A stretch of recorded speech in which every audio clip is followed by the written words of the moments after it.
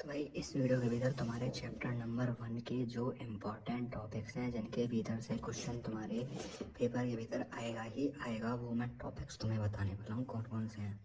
तो number 1 starting करें chapter की शुरुआत से, तो वो आ जाता है अपन का कूलाम्स लॉ। कूलाम्स लॉ, ठीक है, जो कि होता है Q1 Q2 upon r square F equal to Q1 Q2 upon r square.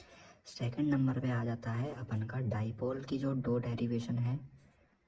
Dipole की जो दो डेरिवेशन है, पहली एक्सियल, ए कौन सी है, एक्सियल एंड बी है वो है इक्वेटोरियल। इक्वेटोरियल ये होती है 2kp upon are cube, E is equal to 2kp upon are cube. ये होती है E is equal to kp upon are cube, ठीक है, आर क्यूब। तीसरी, इन दोनों में से एक डेरिवेशन आएगी, लिख के ले लो, 100% गारंटी दे रहा हूँ, इन दोनों में से एक आएगी ही आएगी 100%, ठीक है। थर्ड है वो है अपनी application of Gauss law. Application of Gauss law, Gauss law, application of Gauss law में सिलेंडर, ठीक है, cylinder, B plane sheet, plane sheet and C sphere, ठीक है। सिलेंडर वाली और प्लेन शीट में से एक आएगी, स्पेयर वाली में से न्यूमेरिकल पूछा जा सकता है। स्पेयर में तुम्हारी तीन कंडीशन होती हैं, एक तो होती है आउटसाइड जिसका फॉर्मूला होता है k q upon are cube. Second होती है सरफेस, सरफेस जिसका ई इजकल टू क्या होता है, k q upon capital R square. Third होती है इनसाइड, इनसाइड में ई इजकल टू क्या आ जाता है, 0 आ जाता है, ठीक है। तो ये तुम्हारी स्पेयर है।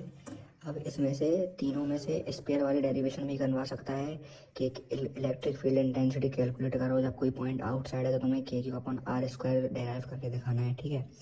या फिर तुमसे सिलेंडर और प्लेन शीट में से एक डेरिवेशन पूछ के और स्पेयर में से न्यूमेरिकल भी दे सकता है जिसमें तुम्हारी डिस्टेंस दे देगा। तो इसमें से स्पेयर के जो न्यूमेरिकल है वो मैं तुम्हें पिछली वीडियो में करवा चुका हूँ। तो इन तीनों में से एक ना एक डेरिवेशन जरूर आएगी पेपर में, ठीक है, 100% आएगी, 101% आएगी। फोर्थ नंबर पे आ जाता है अपन का फोर्थ नंबर पे आ जाती है अपन की टॉर्क वाली डेरिवेशन।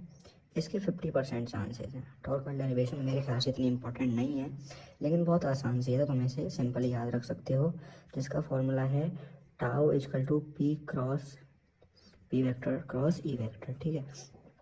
फिफ्थ नंबर पे अब इस चैप्टर के भीतर उतना कुछ बचा नहीं है, सिंपल याद रखो, कूलाम्स लॉ आएगा 100%, डाइपोल में से एक डेरिवेशन 100%, एप्लीकेशन जो कि है सिलेंडर, प्लेन और स्पेयर वाली, इन तीनों में से एक आएगी 100%।